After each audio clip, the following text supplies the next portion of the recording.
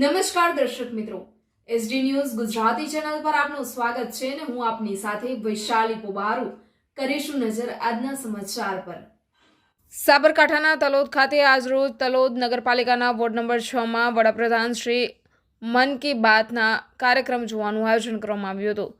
સાબરકાંઠાના તલોદ ખાતે આજરોજ તલોદ નગરપાલિકા વોર્ડ નંબર 6 માં વડાપ્રધાન નરેન્દ્ર મોદી શ્રીના મન કી બાત કાર્યક્રમ જોવાનું આયોજન અહીં કરવામાં આવ્યું હતું।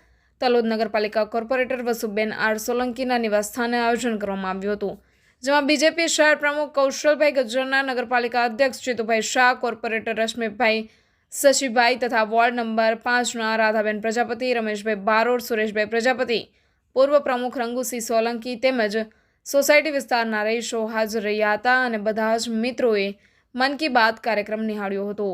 પહેલગામ કાશ્મીર હુમલાને અનુસંધાને માહિતી પણ આપી હતી ને આતંકવાદીની નહીં છોડવામાં આવે તેવી પણ વાત કરવામાં આવી હતી। ખૂબ જ મોટી સંખ્યામાં ભાઈઓ તથા બહેનો હાજર રહ્યા હતા। Reporter Paresh Sharma, SD news Gujarati, Talod, Sabarkantha.